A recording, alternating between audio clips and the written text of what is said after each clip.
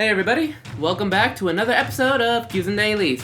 So last week I did do something a little bit different, and that involved me going over to LA's very own Little Tokyo. So if you guys haven't seen that video where I pay my tribute and give a little bit of history to one of the great musical spots here in LA, then go ahead and check that out right over here if you want to. I hope it's this side. But yeah, go ahead, check that out if you like.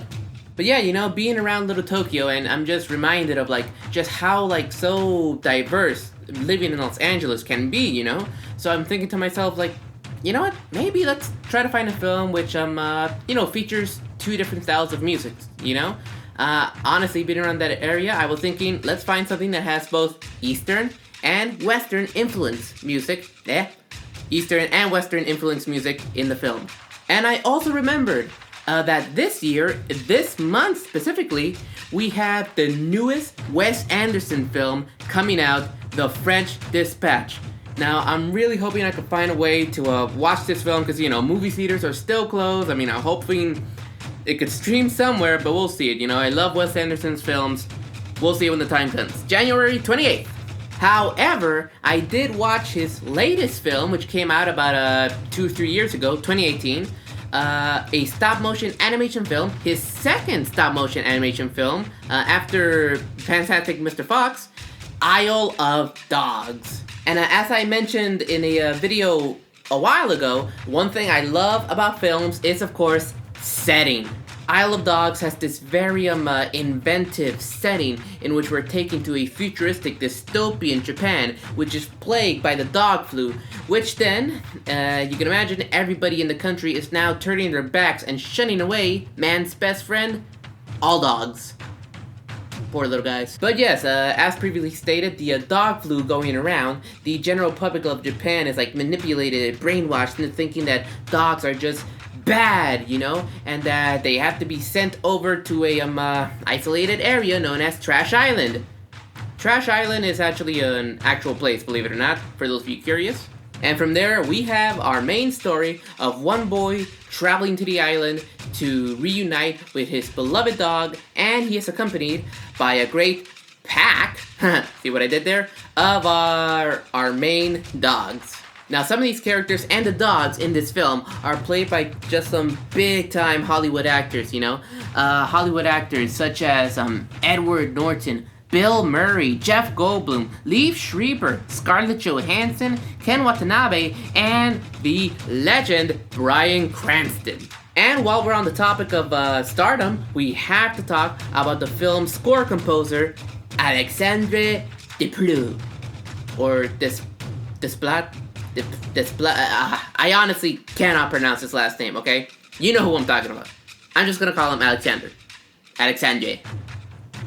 Alexandre has composed for other distinguished films throughout his entire career, and that includes scores for other of Wes Anderson's films as well. Now, Alexandre has won his share of awards and nominations, including an Academy Award nomination for Best Score in this film. Now, our main topic for this episode, of course, has to be Alexandre's mix of both Eastern and Western influenced music being mixed into this score. It's great. Now, one of the key features we can hear the Eastern music influence, specifically from Japan, in the film is, of course, the Taiko drumming. Taiko in Japanese actually means drums, but in the Kumi Taiko is actually referring to the overall art form of Japanese drumming.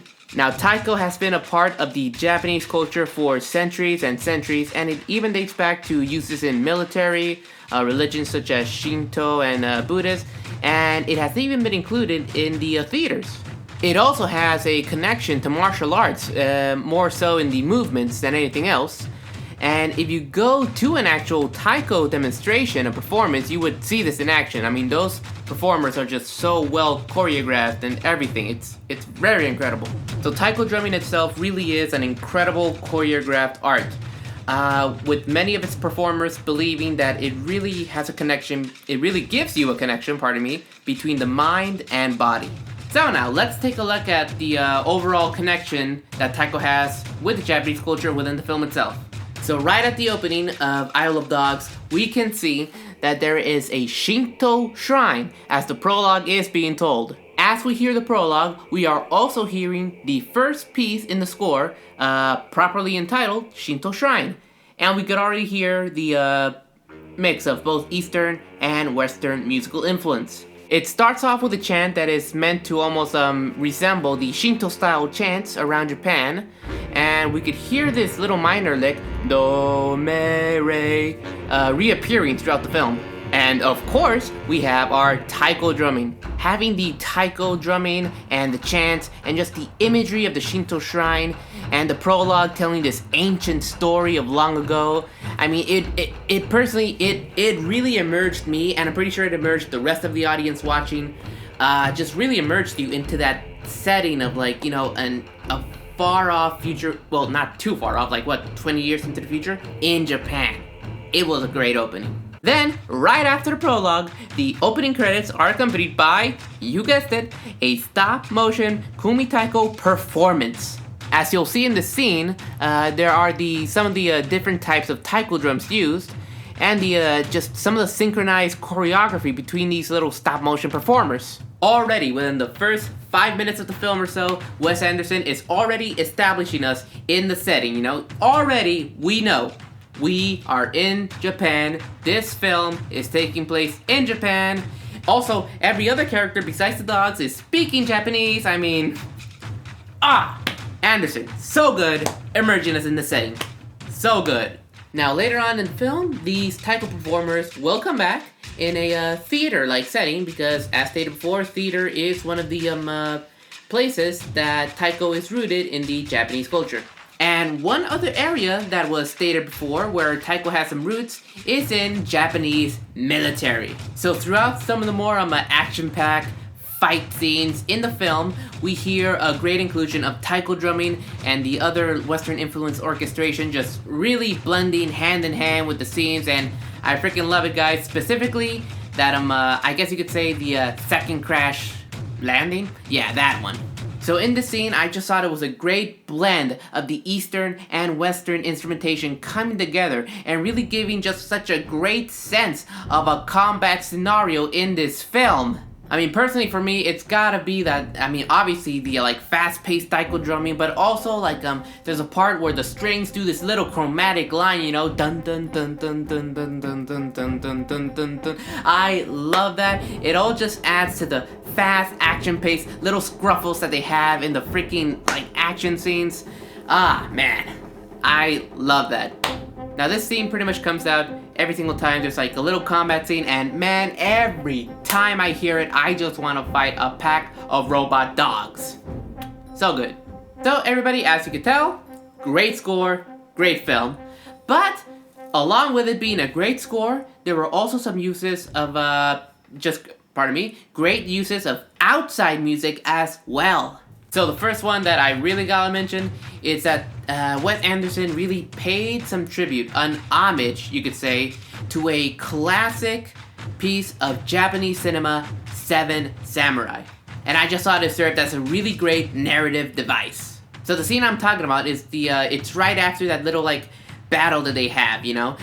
They're in this little like glass bottle little shelter, and Atari, our main human boy character, is fixing up our little pack here, and you know, so basically, they know that they're gonna have a big fight in their journey, so they have to get ready, you know, so Atari's gotta be like the head leader of the dog pack, and the dogs being, you know, raised to like, you know, obey their leaders and stuff, their masters, whatever you want to call them. It's that whole pack mentality.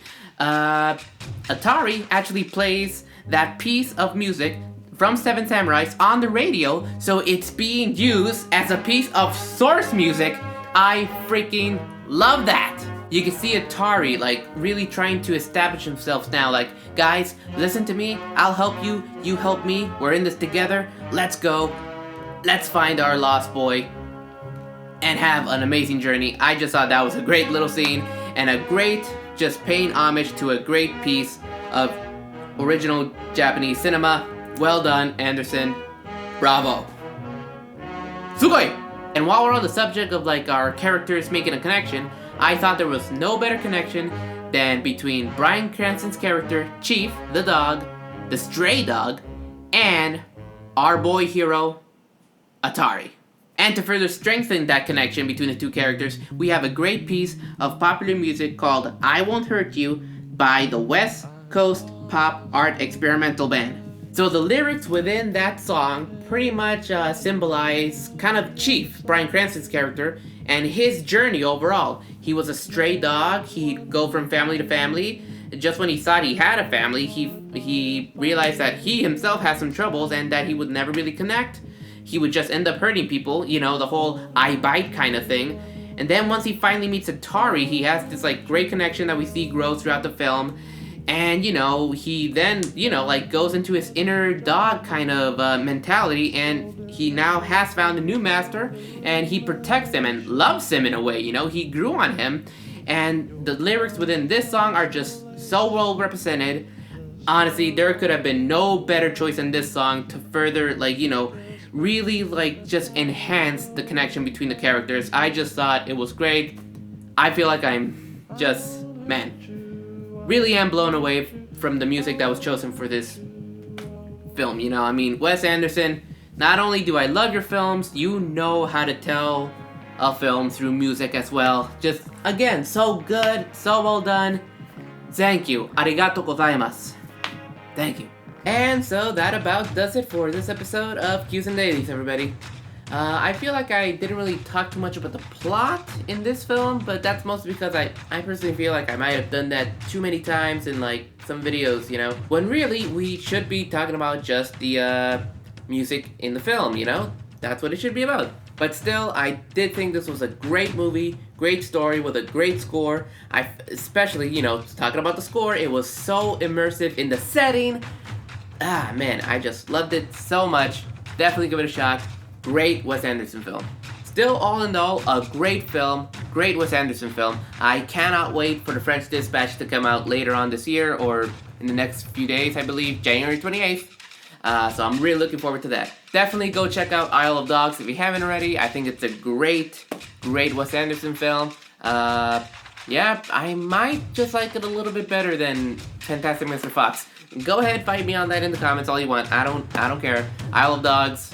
Mr. Fox is still good, but Isle of Dogs is just my preferred of his stop motion animation. And of course, an amazing, terrific score by Alexandre. Just such a great way of really just immersing us in that setting. Man, it was great. I love listening back to this every single time. Ah, damn it. I really wish I could have won the best Oscar for that, you know, but hey, whatever. It's still great.